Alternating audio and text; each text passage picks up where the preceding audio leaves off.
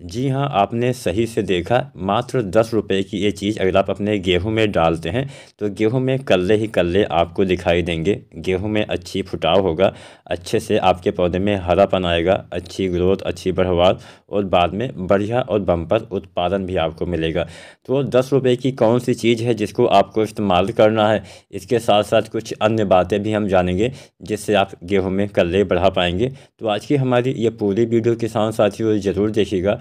और कोई भी आपके मन में सवाल हो, कोई भी आपके मन में सुझाव हो तो आप नीचे कमेंट भी करिए और वीडियो को लाइक भी करिए।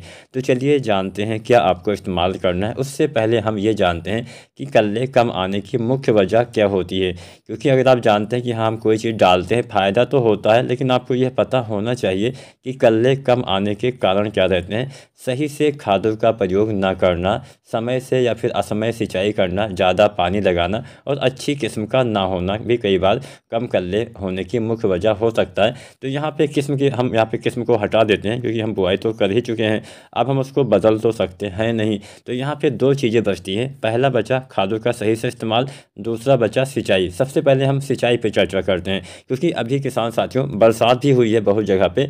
तो बरसात के बाद यहाँ पे थोड़ा सा कन्फ्यूजन भी किसान भाइयों के मन में आ गया है कि क्या हमें अब सिंचाई करना है या फिर नहीं करना है।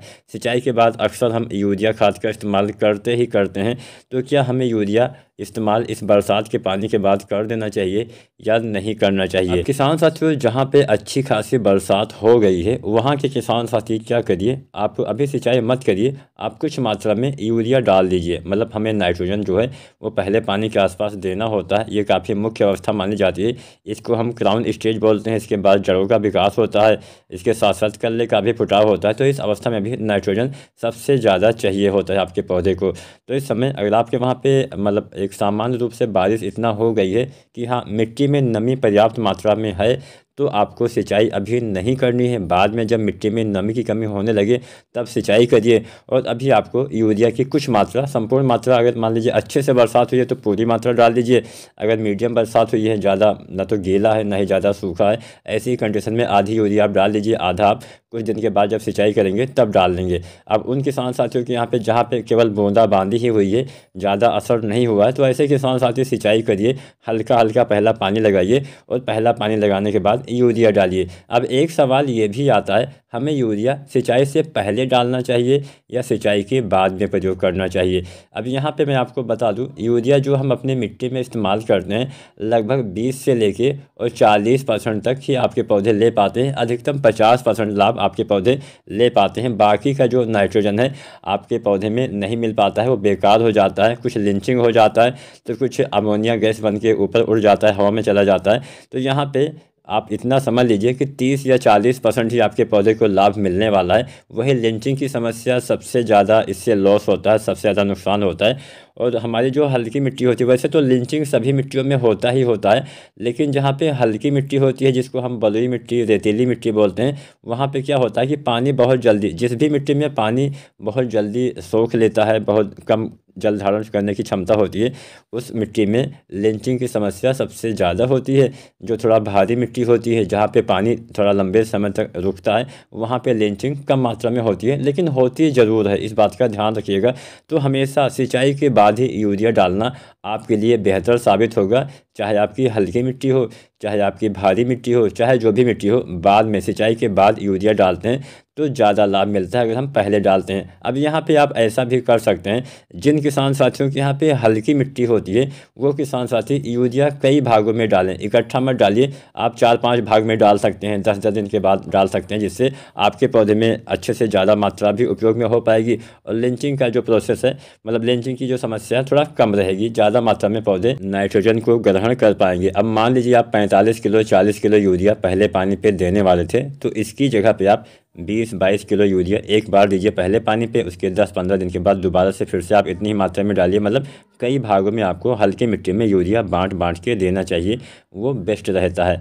अब जब आप यूरिया डालते हैं तो आपको डालना है जिंक, 33% वाला जिंक डालेंगे तो लगभग 5 किलो से लेकर 7 किलो मात्रा लगेगी। अगर आप 21% वाला जिंक डालते हैं तो लगभग 8 किलो से लेकर 10 किलो मात्रा लगेगी। इसके साथ में आपको डालना है सल्फ़र 90% वाला। सल्फ़र डालने से नाइट्रोजन की क्षमता काफ़ी बढ़ जाती है, आपके पौधे को अधिक मात्रा में नाइट्रोजन मिल पाता है, साथ में लंबे समय तक सल्फ़र जो है आपके पौधे को नाइट्रोजन देता रहता है। तो यहाँ पे आपको सल्फ़र 90% वाला 4 किलो या 5 किलो आप इस्तेमाल कर सकते हैं। अगर आपको सल्फ़र लेपित यूरिया मिल जाती है, जो यूरिया गोल्ड के नाम से आती है, तो उसी का इस्तेमाल करेंगे तो वो बेहतर रहेगा अगर हम मिला के डालते हैं, उससे अगर तुलना की जाए तो यहाँ पे एक यूरिया एक ऐसी खाद होती है, अगर यूरिया की कमी हो जाती है तो भी कल्ले कम रह जाते हैं। अगर आपने पहले पानी तक पोटास वगैरह नहीं डाला है तो पोटास की पूर्ति भी कर दीजिए, 25 से 30 किलो पोटास भी आप डाल दीजिए, जो 60% वाला MOP पोटास आता है। अब हम बात कर लेते हैं उस तरीके की, वो 10 रुपये वाली चीज़ कौन सी है जिसका इस्तेमाल आप करेंगे तो गेहूँ में कल्ले की संख्या बढ़ सकती है। लेकिन यहाँ पर कुछ सावधानियाँ भी आपको बरतनी होती है, जो मैं आपको आगे बताऊँगा। सबसे पहले जानते हो 10 रुपये की चीज़ कौन सी है। आसानी से लगभग सभी दुकानों पे, सभी किराना स्टोर हो गया या फिर जहाँ पे भी थोड़ा मेडिकल वाले सामान मिलते हैं, वहाँ पे आपको जो फिटकरी होती है वो मिल जाती है। फिटकरी बहुत महंगी नहीं होती है और इसको आप लेके आएंगे तो आसानी से ये मिल भी जाती है और इसका इस्तेमाल करेंगे तो बहुत अच्छा फ़ायदा भी आपको मिलेगा, लेकिन कुछ सावधानियाँ बरतनी है। अब फिटकरी के इस्तेमाल से सबसे पहले जानते हैं फ़ायदा क्या मिलता है। अब कई बार ऐसा होता है कि जब हमारी मिट्टी का pH लेवल, जो pH वैल्यू है, ज़्यादा हो जाता है तो हमारी मिट्टी में जो तत्व होते हैं वो अघुलनशील हो जाते हैं, पौधे उसको अपने भोजन के रूप में नहीं ले पाते हैं। जब pH ज़्यादा होता है, खासकर 7 से ज़्यादा अगर हो गया, 8, 9, 10 ऐसे हो गया, तो हमारे पौधे जो भोजन है मिट्टी से, जो कुछ तत्व होते हैं जो अघुलनशील रूप में चले जाते हैं, खासकर जो माइक्रोन्यूट्रिएंट्स होते हैं, जो सूक्ष्म तत्व होते हैं, वो अघुलनशील रूप में चले जाते हैं। ज़्यादा pH होने की वजह से सबसे पहले वही जाते हैं। तो यहाँ पे अगर आप फिटकरी का इस्तेमाल करते हैं तो pH वैल्यू कम होता है, जिससे आपके फसल को फ़ायदा मिलता है बिना कोई खाद डाले। यानी आपने पहले तो खाद का इस्तेमाल किया ही होगा, वही खाद आपके मिट्टी में मौजूद रहती है, लेकिन आपके पौधे नहीं ले पाते हैं, तो वही वाली खाद आपको, आपके पौधे को फिर से मिलने लगेगी, जो भी आपके पौधे में अच्छे से काम करने वाली है।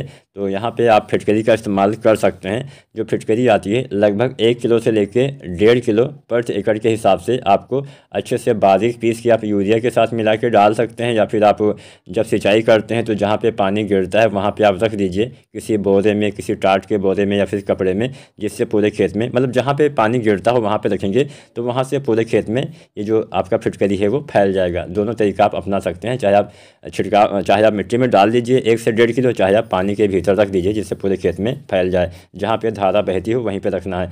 अब यहाँ पे बात कर लेते हैं किन किसान साथियों को इसका इस्तेमाल नहीं करना है। तो ऐसे हमारे किसान साथी जिनका pH वैल्यू 7 से कम है, यानी 6 है, 5 है, 4 है, ऐसे है, या फिर 7 ही है, तो 7 तक आपको इस्तेमाल नहीं करना है। pH वैल्यू 7 से ज़्यादा है, अगर 8 है, 9 है, 10 है, 11 है, 12 है, तो आपको इस्तेमाल करना है, तभी लाभ मिलेगा। कम है तब इस्तेमाल करेंगे तो उल्टा नुकसान हो सकता है। तो उम्मीद करते हैं आज की वीडियो, आज की जानकारी आपको पसंद अवश्य आई होगी। वीडियो और जानकारी पसंद आई तो लाइक शेयर करें और चैनल को सब्सक्राइब करें।